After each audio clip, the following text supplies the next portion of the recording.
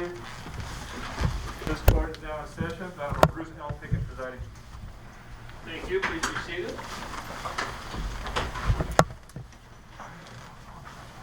Mr. Muir, how are you today? I'm good, Your Honor. Thank you. Gustaves, how are you this morning? I am well, Your Honor. Good morning. How are you?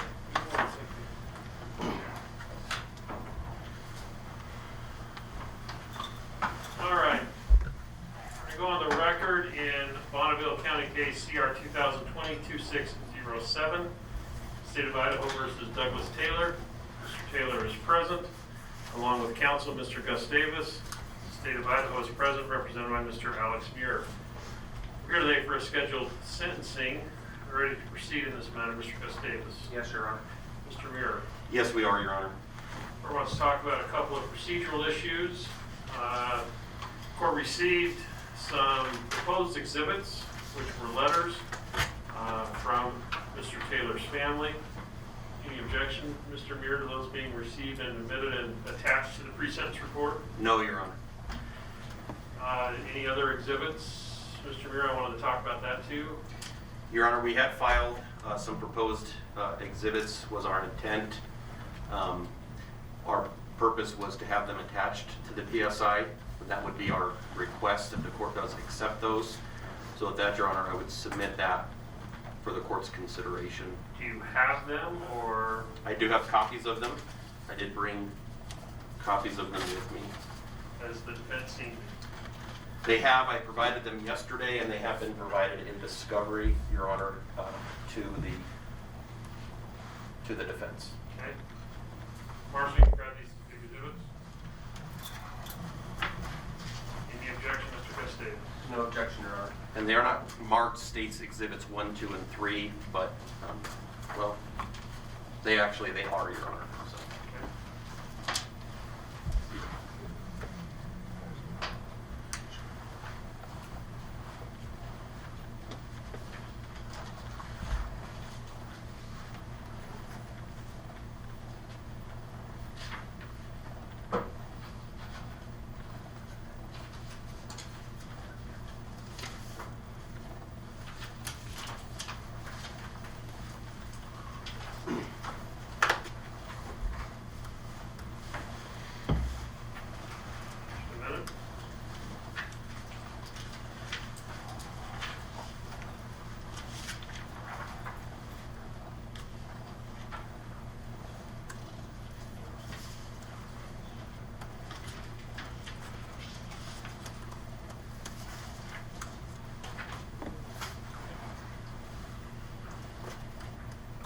So just to be clear, the defense exhibits, letters A and B will be admitted and attached to the pre-sentence investigation report, as well as the exhibits in sentencing, the photo of the knife and then the photos of the decedent. The person deceased will also be attached. Pursuant to the rule, those are attached to the pre-sentence investigation report and will thus be sealed, consistent with those rules. Court, also, before we start, I want to talk just a second with you, Mr. Gustaves, on the record. The court has reviewed the documents attached to the pre-sentence investigation report, as well as the letters. They all talk about mental health issues. I just want to make sure that you're comfortable with proceeding, if you need in need of additional mental health evaluations, or what's your thoughts on that matter, sir? No, Your Honor. Okay. The court feels comfortable proceeding with the information that I have. So in this matter, Mr. Taylor, let me kind of review the history of this case. At the time of your arraignment on February 2nd, 2021, you were informed that information had been filed against you by the state of Idaho, charging you the crime of murder in the first degree. At that time, you pled not guilty. However, on December 15th, 2021, you again appeared in court with your attorney pursuant to a plea agreement, withdrew your plea of not guilty, entered a plea of guilty to murder in the first degree. That plea agreement was that the sentencing, the state would recommend life in prison with a minimum of no more than 25 years. The defense agreed to recommend no less than 15 years. You also agreed to pay full restitution. This was non-binding upon the court. After I accepted the guilty plea in this matter, I ordered a pre-sentence investigation report be prepared. I have received that report and reviewed it. A copy of it should also have been provided to your attorney. So let me ask you, Mr. Taylor, have you had a chance to look at that pre-sentence investigation report? Yes. Mr. Gustaves, are there any parts of that report that need to be clarified or corrected? Not that won't be addressed in argument, Your Honor. Okay. Mr. Taylor, do you wish to stand by the plea of guilty you previously entered in this case? Yes. Mr. Gustaves, the court indicated it read through those letters from family. Are there going to be any other witnesses on behalf of Mr. Taylor? There will not, Your Honor. They presented the statements, and that's sufficient for our purposes. All right. Any witnesses or victim impact statement by the state? Just argument, Your Honor. All right, then, Mr. Gustaves, before I announce sentence in this matter, I'll let you argue on your client's behalf. Thank you, Your Honor. You consider stand however is most convenient for you. That might be better just to sit, Your Honor, for the purposes of the record. Could I ask the court personnel to turn on the television so that I am connected, but it's not displaying to Okay, we monitors? can turn on the monitors. We're having technical issues with this equipment. We're gonna bring a TV in from the corridor here. Okay. What's the technical issue? It keeps shutting itself back off once we power it up on the monitor. Powers up and immediately shuts itself back off.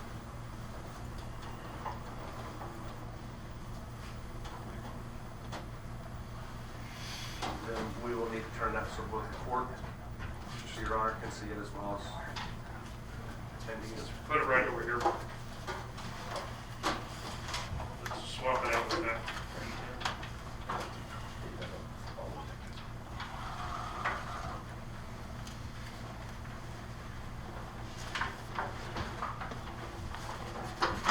I need to apologize to counsel. I know we were originally scheduled for courtroom 11, but the court opted to move to courtroom 4. So I apologize to counsel. And we can plug in an HDMI.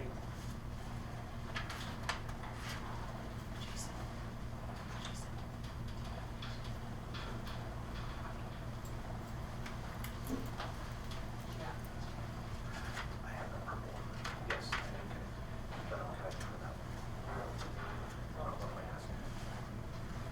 Awesome. Do you have another cable? I can, yes, I can.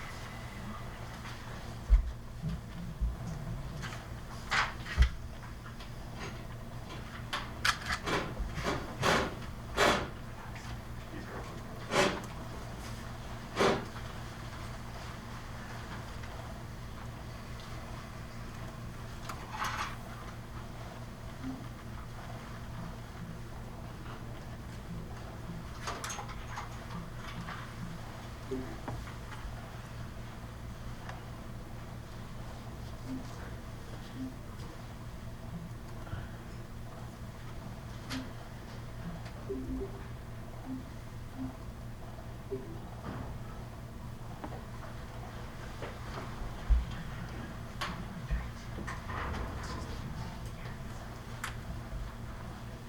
they need to make an adjustment, they can.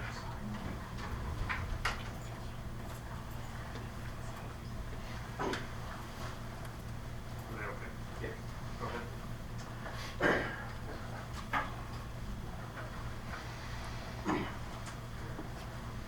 I made some rough notes here. So, Your Honor, Douglas Taylor was born in Burley in 1988. Douglas is the fifth of 5 children, and he's between 4 and 12 years younger than his other siblings. According to family, he was a happy, healthy child. At age 6, Douglas moved to Utah. The father had a change of employment, so the family moved down to Utah. While going to school in Utah, Douglas participated in sports like football, and played the piano, he played the guitar, he played the violin, composed his own music. He achieved a martial arts black belt at age 13. While he was in school, he excelled in math and reading, music, track, and field. At age 11, the family returned to Idaho, again due to a change in the father's employment. Throughout these years, Doug's early 11 years, the father was unstable. Behavior would be similar to that would appear to be somebody suffering from bipolar disorder. However, that evidently was not diagnosed or treated according to mother. That caused some family stresses. However, Doug still managed to flourish and do well during that time. Now, the parents separated when Doug was 12. And the reason why I'm showing these photos is you can see a happy, healthy kid all through this. About this time, Doug's parents separated. He was 12. The irregularity of father's behaviors put the mother in fear of harm for herself and for her children. A protective order was granted on behalf of the mother, and the parents were separated for approximately 2 years. Now, in 2000, when Doug was 14, Doug's father committed suicide. And this is devastating to Doug and all the other members of the family. And at this point, Doug started struggling with depression. They placed him on medications for treatment. Other siblings who were adults or further or older were also struggled with depression, and some later have developed bipolar disorder. This is Doug right after, for a school photo right after his father committed suicide. And you can see that just the difference in his happiness level in his face, Your Honor. Doug graduated high school in 2006. His first severe struggles with mental health happened in 2008 at the age of 20. This is while Doug was working out of state on a security job. He called the family and managed to get home to Idaho. At that point, he was diagnosed with the onset of schizophrenia. He's 20 years old at that point. It is a common progression for time frame and diagnosis of that disorder. His first commitment for mental health purposes was that same year, 2008, in a Minidoka County case. Now, over the next few years, the schizophrenia deepened. He was taken into the hospitals multiple times. In a psychotic fugue, and fearing his family, he fled to Canada, seeking religious asylum. This happened in September and lasted through November of 2009, so a year after his initial diagnosis with schizophrenia. He was finally released to return home. Now, over time, and I'm showing this because this is a list, the best list that I can cull of Mr. Taylor's hospitalizations. These are hospitalizations both through individual hospitals throughout central, west, and eastern Idaho, as well as civil commitment cases by different counties. And over time, he has been, the best I can tell is 29 that I can verify. The family thinks it's closer to 32 times. Almost always, he was struggling with voices in his head and compulsions to harm himself or to harm other persons. He almost always he checked himself into the hospital. So he went in voluntarily, asking for help. Throughout these 29 visits, 8 of those he was committed under county civil commitments. Throughout my investigation and defense of the case, Your Honor, I have gotten what I do believe to be all of the mental health records from Douglas with any hospital or commitment that he's had. They're purely medical diagnosis documents. I have a stack of papers that are over a foot tall that's sitting on my shelf. I've printed half of the documentation that has been provided to me, Your Honor. It is extensive. It is long lasting. Now, it's important to note that the civil commitments that were done, the 8 of them that I can see, were done under the Idaho Code 66329. I know that our county does these. It's just the same as with most other counties, and I'm sure that the commitment criteria are very similar. And these are fairly standard questions. Does the person suffer from a mental illness? Does the mental illness pose a danger to the oneself or to others? Are they gravely disabled due to that mental illness? And is the mental illness separate from any alcohol or illegal substances? He was committed over 9 times over this course of now 14, well, he's been in jail for 2 years now, so 12 years of his adult life. What we can verify with that through legal documentation is that he doesn't have a drug problem. He has a mental health problem. He does not have co-occurring issues. As a youth, he dabbled with a little bit of alcohol, a little bit of marijuana, and touched meth a couple times, but that's not his problem. His problem is purely schizophrenia. And as developed by the time he's 22, schizoaffective disorder, which is schizophrenia, in this case, mixed with bipolar disorder. Now, throughout this process, obviously, a person is unstable. In 2009, when Doug was 21 years old, Doug's mother sought out Social Security benefits for him for mental health purposes, and that was finally granted. She also petitioned to be his legal guardian with the courts in order to manage his financial matters. And she was his guardian for approximately 6 years. By 2015, now 6 years of that time, Doug had been living on his own. He had been mostly estranged for his family for several years.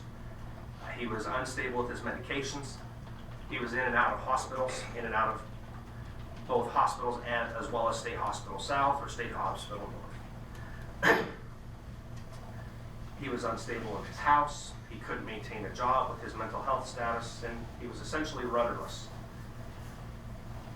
Douglas had requested that his mother relinquish the guardianship that had been granted in 2009 because he didn't trust her, and mother at this point feared harm because of his mental health to herself and to her family.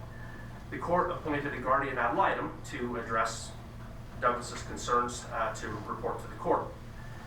At a termination hearing in June of 2015, the court asked the guardian ad litem what Douglas's status was. And the guardian had basically had very little contact and said, best to my knowledge, Your Honor, Mr. Taylor would like I'm paraphrasing, would like the guardianship revoked. And so the court asked who would look out for Doug if the mother was taken off. And everybody kind of just shook their hands, raised their hands in the air. Mother says, he doesn't want me to be here, Your Honor. And I'm afraid that if I continue to be so, I'm in danger because he's so unstable. The guardian ad litem informed the court that Canyon County Board of Guardians rarely interceded, and that was essentially a fruitless venture. So the judge responded, and this is out of the transcript. The court said, well, maybe this is just one of these situations that's going to have to get worse before it gets better, but I'll grant your motion. So he let mother no longer be the guardian. And from that point on, Douglas hasn't had a guardian He hasn't had anybody that's essentially looking out for him. The mother still helps him when she can, when he will allow it. But his stability is the problem. In October of 2019, Ada County petitioned for the commitment of Doug and then withdrew it for no longer meeting criteria. He was released after 7 days on October 28th of 2019. Then Doug was recommitted by Ada County on November 25th of 2019, and that placed him in State Hospital South. Doug entered the actual treatment floor on December 16th of 2019, and he was released from State Hospital South on January 23rd of 2020. That meant that he actually had 5 weeks of treatment, even though he was in custody for nearly 60 days. During that 5 weeks, here's some of the notes and observations of staff. And these notes were dated the week of January 21st. Now, I'd like to point out he was released January 23rd. Refusal to comply with weight and vital measurements. Cheeking and palming medications. Refusing approximately 50% of meals. Self-isolating and socially isolating. Inadequate treatment involvement. That was rated at a 0%. Refusing daily activities. Minimally involved in positive leisure activities. And bizarre behavior but cooperative. This was the week 2 days before he was released, as restored under our 66-329 commitment process. This does not appear to be the notes that would be taken for somebody who's making progress in their mental health treatment. But yet he was released. Doug was released to a safe and sober house, but that was what was reported in the media, but it wasn't a safe and sober house.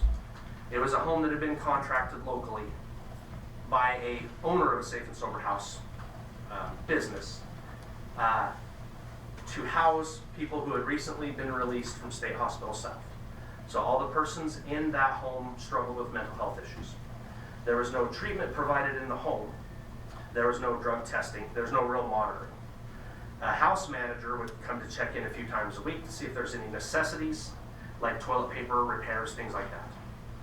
Each person housed in that home had their own community treatment, their own medications, and went to their own meetings. So those persons in that home were to comply with their treatment regimens. Now, Doug, if he had ever even been fully stabilized on his medications while in State Hospital South, that's questionable due to these observations, soon stopped taking the medications that were prescribed to him when he was released. The voices in his head were returning. They were longer and louder, stronger. Doug took somewhere in the vicinity of 7 to 10 days of medications, according to the medications that were found on the scene. Now, March 10th of 2020, which was 6 weeks from the release date, Doug attacked and killed Hermann Hans Woerrlein. Now, it's important to recognize that who Hans was. Hans was a German-born man. I think he was in the U.S. on a visitor visa. He was educated, he was personable, he's engaging, and he's well-liked by his other housemates. He also struggled from mental health and had been a patient at Hospital South for a few months prior to being released and then placed in this home as well. They did not know each other in State Hospital South. The other housemates had said from interviews that Hans was a nice guy. And Doug said that Doug's told me that he got along with Hans and that he enjoyed talking with him about history and philosophy and things like that before the mental health kicked in, before his struggles. Now, Doug stated at the change of plea hearing, to your honor, that his statement was he struggled from a mental health disorder with homicidal thoughts to others, and it became too difficult to resist. And he's very honest in what happened and how he got there, your honor.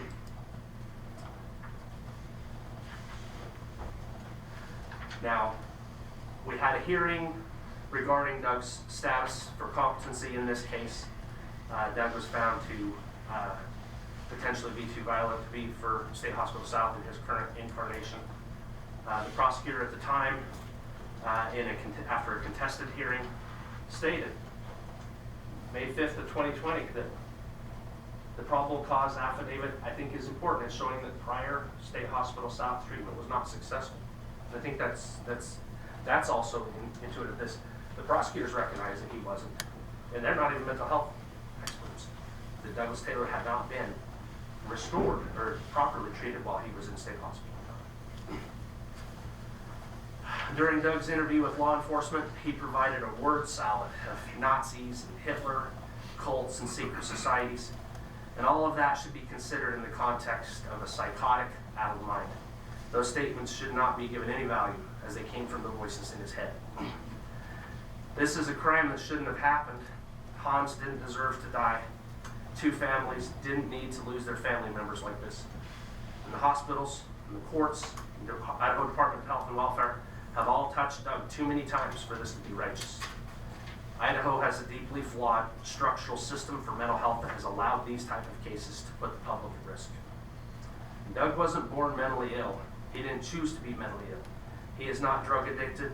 He isn't a drug dealer harming people. He isn't out committing robberies and rapes. This killing wasn't for any selfish purpose.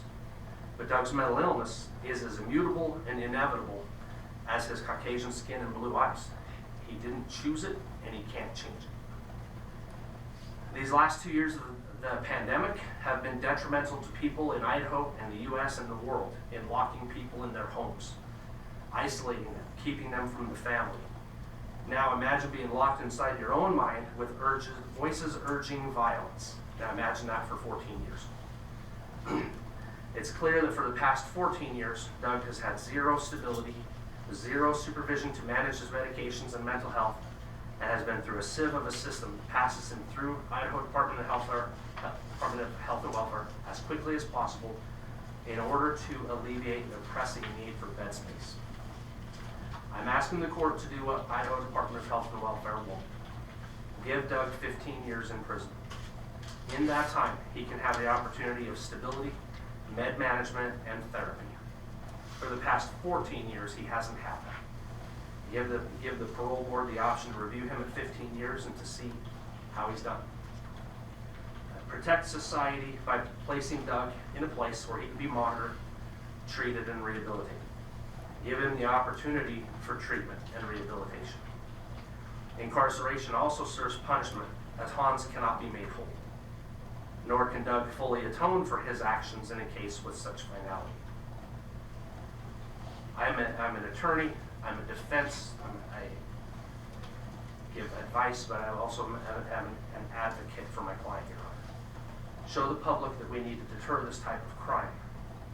The media is here to see this, and I hope they spread the word. But I also want the court to send a message that Idahoans deserve better. They treat the people of Idaho. We all deserve better. Thank you. Thank you, Mr. Gustaves. Mr. Mayor, can I have the state's recommendations? Yes, Your Honor. First, I want to start off by thanking Mr. Gustaves for the job that he has done in representing his client, for his professionalism throughout this case and the way that he has treated me. I believe he has done a good job, Your Honor. I also appreciate the comments submitted to the court through Ms. Taylor Johnson, the defendant's mother, and Ms. Ricks, the defendant's sister. I believe, Your Honor, it's appropriate for the court to consider that, and certainly this crime impacts them as well, although they are not family or kin to the deceased. Your Honor, there are no words to adequately describe the unimaginable tragedy that brings us before the court today in this case. By my comments today, I'm not even going to try and express the pain, the suffering, or the horror the defendant has caused to the deceased victim, to his family, to those attached to this case throughout the investigation, as well as to this community. However, I do want to spend a few minutes sharing with the court the details of this crime.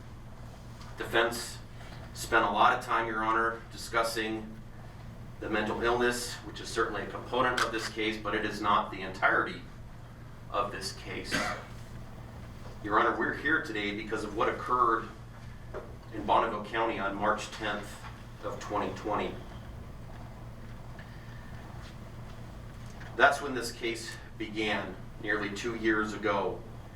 The victim in this case, Hermann Woerrlein, who affectionately went by Hans, was a 51-year-old.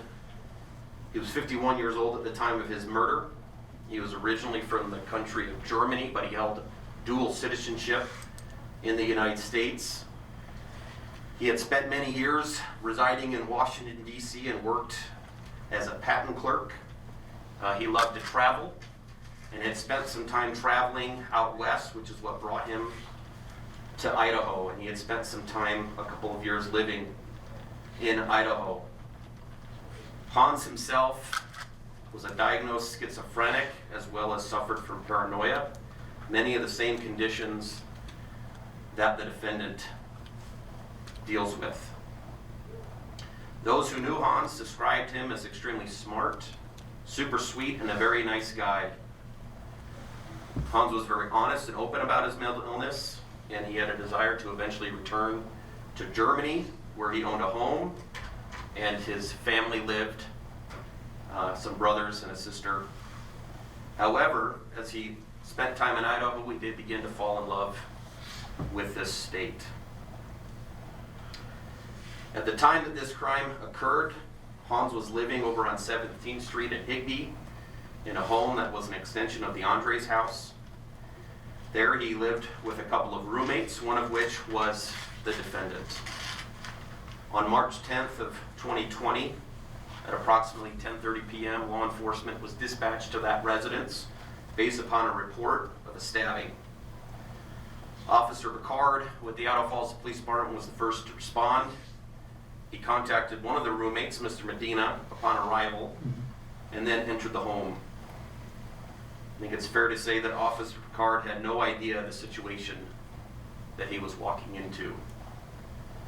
While searching the home, Officer Picard found Hans in the kitchen, lying on his back in a massive pool of blood. Officer Picard observed numerous stab wounds to the victim's body, as well as to his throat that had nearly and entirely been severed off. Mr. Medina witnessed some of this. He gave as much information as possible to the police that he could. Additional officers were dispatched, and a search began. And ultimately, the defendant was located near the Albertsons store on 17th Street, about 2 or 3/10 of a mile from the home. When the defendant was located, he was covered in blood. Law enforcement asked him where the knife was, which he indicated that he had dropped and left at the scene. EMS took Hans to the hospital, and he was declared dead upon arrival. An autopsy was completed in which they documented 17 stab wounds to the victim's body. The main areas were his arms, his back, his chest, and stomach area. The autopsy additionally located 6 incised wounds on the victim's neck.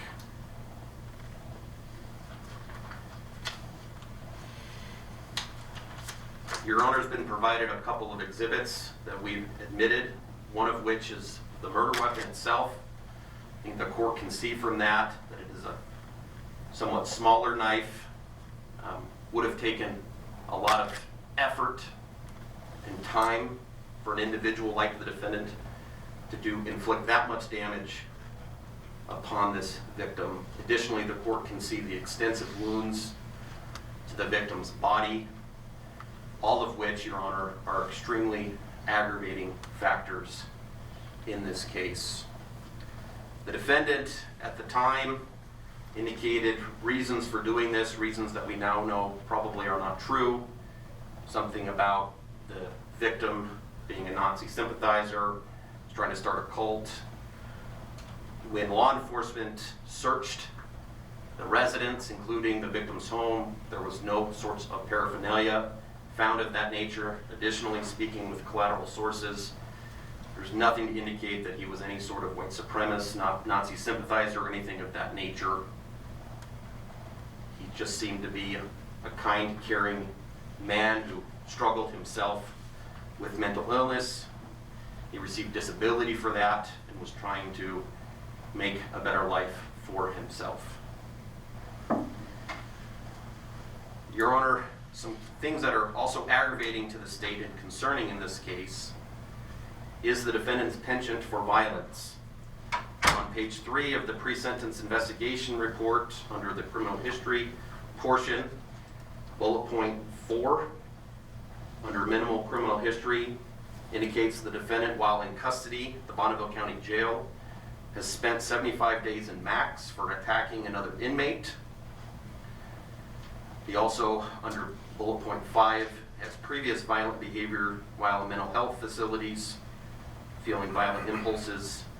And additionally, Your Honor, the court has the statement from the defendant's mother where she talked about, while serving as his guardian, feeling in fear of her life based upon behaviors and comments from the defendant.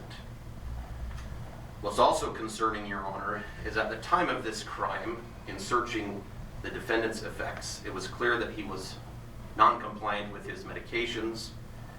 And page 4 of the pre-sentence investigation outlines a history of non-compliance.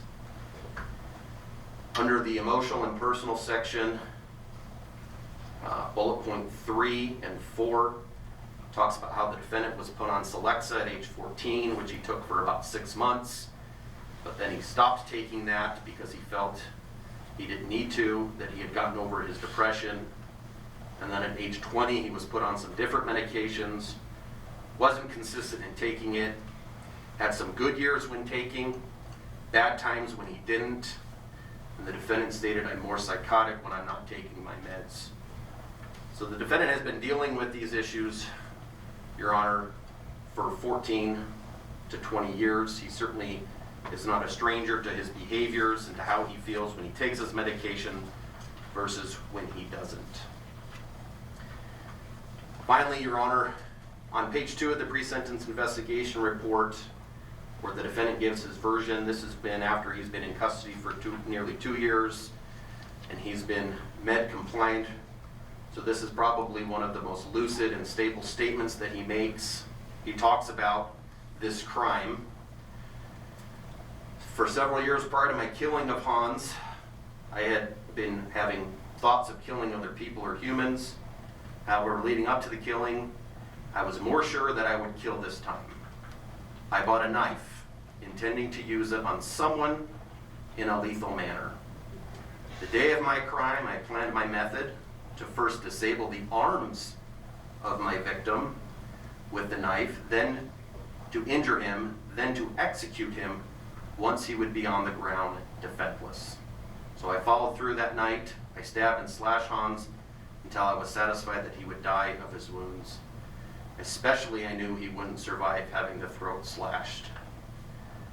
Your Honor, during the preliminary hearing in this matter, the state called an expert, Dr. Nathaniel Peterson, who conducted the autopsy report. He talked about how the stab wounds themselves probably were not lethal, but certainly the injuries to the defendant's neck got the job done. I think that's consistent with the defendant's version.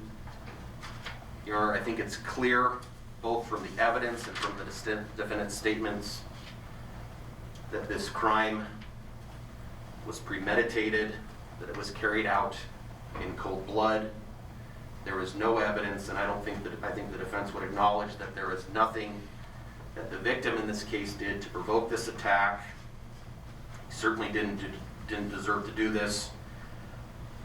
We certainly don't know exactly what happened in that kitchen that night, although there were multiple wounds to the defendant's back. An eyewitness to the event testified that he did see the defendant standing over the victim's body. He was on all fours.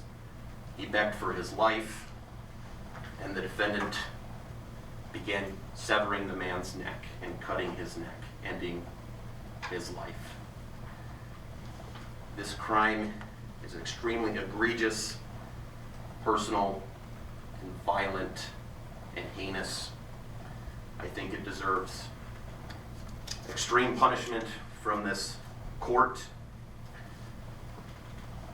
The victim in this case, he didn't deserve to die. A couple of things that the state did consider. Certainly this would have been a case where the state could have sought the death penalty. I think it's important the court understand why the state didn't. Certainly the state was aware and considered the defendant's mental health issues, which are mitigating, both mitigating, Your Honor, but somewhat aggravating because the defendant was not med compliant by choice, and he certainly has a history of understanding what he is like when he is on his meds versus when he is not. But mental health was not lost on the state. Additionally, when we did contact the victim's family in Germany, they made it clear that they did not want the state to seek the death penalty. So certainly, Your Honor, they have shown more mercy to this defendant than the defendant showed to Hermann Woerrlein. As such, Your Honor, the state is recommending that this court impose a life sentence upon the defendant and that 25 years of that be fixed for the defendant to serve.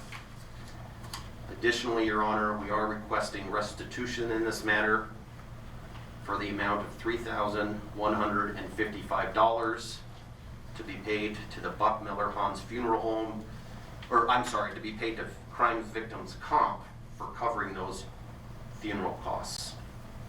Thank you, Your Honor.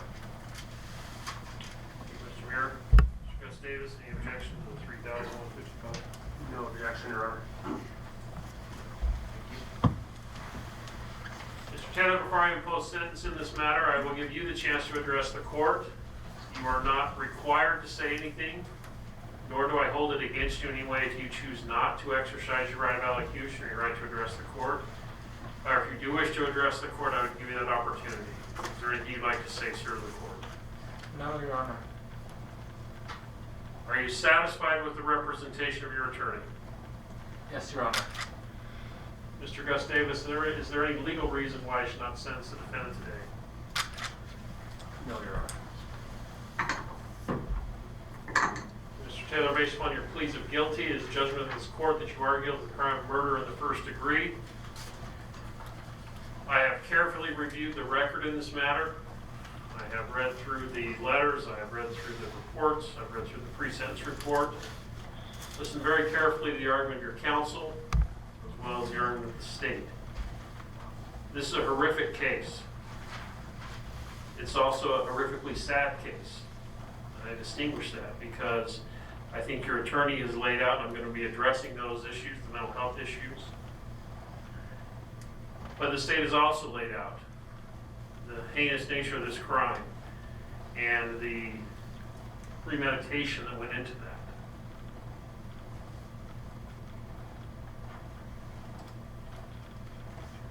I'm going to shorten some of my comments, not because I don't think they're important, but because I don't want to reiterate them so much. Both your counsel has quoted lines that I had highlighted and considered referencing, as well as the state has. I will reference some of them again. However, I think it's important that we first talk about, as discussed, the events that bring us here today.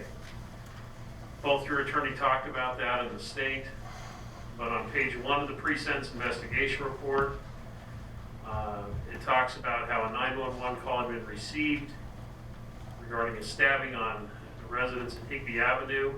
The suspect fled on foot and there was located and detained by officers. The detectives met with a resident of the home who advised her to scuffle, enter the kitchen, where he saw Douglas Taylor standing over Hermann Woerrlein, stabbing him in the neck with a knife and slicing his throat. Hermann was on his hands and knees begging Douglas to stop, and Douglas was standing over him. After Douglas finished slicing Hermann's throat, he fled the residence. The victim was pronounced dead at the scene. The state read through your version. I'm going to skip that portion, but I want to read the second paragraph down, where it says, Mr. Taylor said he was living in a house set up for people coming out of the state hospital with mental health problems. It had 3 bedrooms and 2 people were assigned to each room. The victim was not his roommate. He and Mr. Woerrlein got along before the incident offense occurred. Mr. Taylor began experimenting with going off his medication without informing his doctor, and his mental health deteriorated. The defendant stated that Mr. Woerrlein began to get on his nerves, and he chose him as the victim of his plan to kill someone. He denied being under the influence of any substance at that time. The fact that you planned it, you wanted to kill someone, and that you chose Mr. Woerrlein because he was getting on your nerves is horrific. The evidence I've seen, the exhibits that have been attached, I want to make sure they're sealed to the pre-sentence investigation report, because those are pictures that don't need to be seen of someone lying in a pool of their own blood.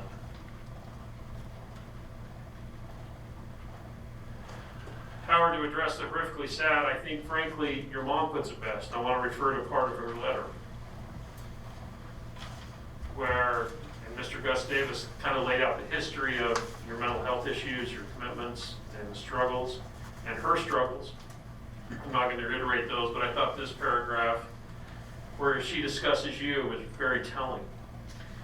He, meaning you, Mr. Taylor, had been taught that when he had homicidal or suicidal thoughts and voices that persisted and wouldn't go away, to let someone know or check himself into the hospital, which he did frequently, hoping for relief from the hell he was living in.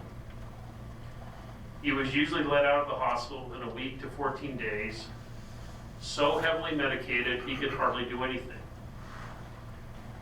The doctors let him know that schizoaffective was difficult to treat, and they really didn't have a good solution for Douglas. So as you can guess, he usually went off his medications so he could feel something, and would cycle all over again with either mania or depression, along with the psychosis. Your sister is a little bit more straightforward in at least her beliefs and thoughts. I'm referring to her letter as well, a paragraph from her letter, where she states, I do not blame my brother for this murder. I do blame his mental illness, but mostly I blame the health and welfare system. They were negligent year after year, allowing Doug the right of choice when he was incapable of choosing. For all intents and purposes, Douglas has been mentally incapable of making choices for his entire adult life. Right before the state released him the last time, he was still homicidal. My mom and her husband both warned the hospital not to release him. And when they did release him, they put him in a home with very little oversight. One of my brother's main paranoias comes from reading too much Nietzsche. He often spoke of Nazi Germany. When I found out that the man he murdered was from Germany, I was even more disheartened by the state. It would not have taken much to know that Douglas needed supervision and should never have been placed with someone, or never been placed with a German. So these letters and your counsel have talked about your struggles with schizoaffective disorder and schizophrenia. And Mr. Gustaves, I believe, is correct when he talks about that 20 years old is a time when that onset occurs. Your mom also refers to the fact that Douglas was a robust, happy, and healthy baby and child, energetic, very social and friendly. When his father took his life by hanging, your demeanor changed drastically. No longer was he that confident, happy teenager, but he withdrew from society, friends, and family. By his late teens and since his life has been one of psychosis, paranoia, grandiose delusions, and demanding voices. That's why I talk about this is horrifically sad. It's horrifically sad for you and your family that they have been struggling with these issues. The court has the obligation of balancing out what to do in this case. The court has the obligation of reviewing this sentencing in light of the objectives of the Idaho Supreme Court adopting the course in the Supreme Court case of State versus Hill. Of course, first and foremost obligation is the protection of society. I must see that society is protected. That's the court's main job.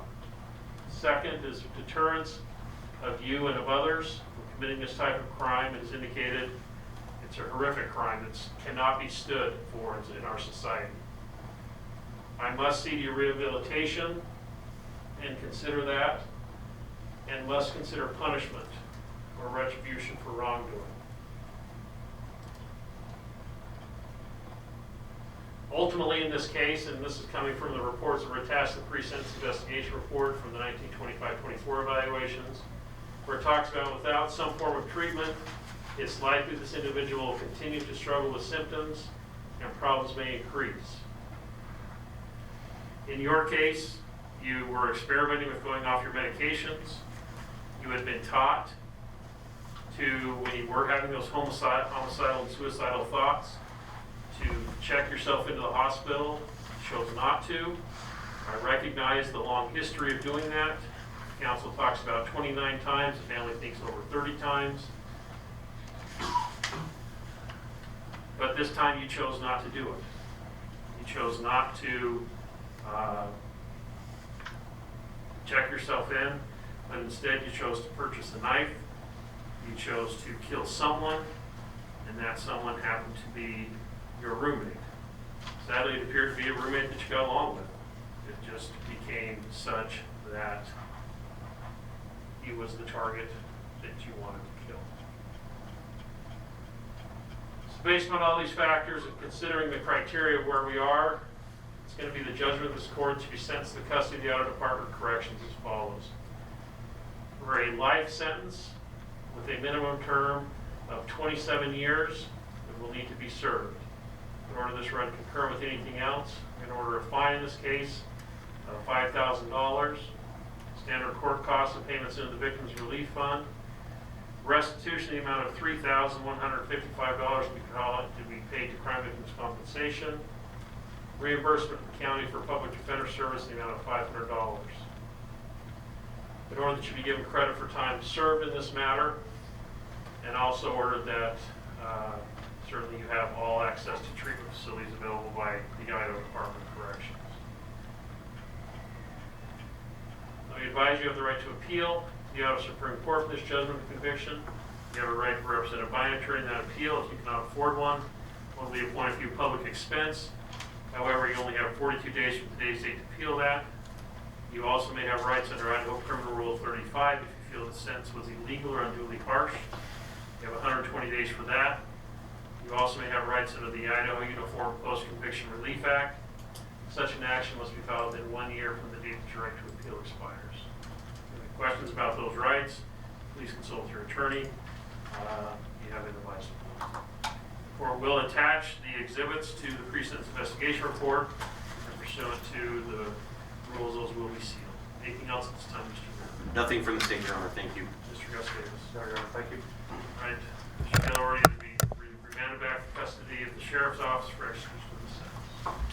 Other than that, will be in recess. Thank you.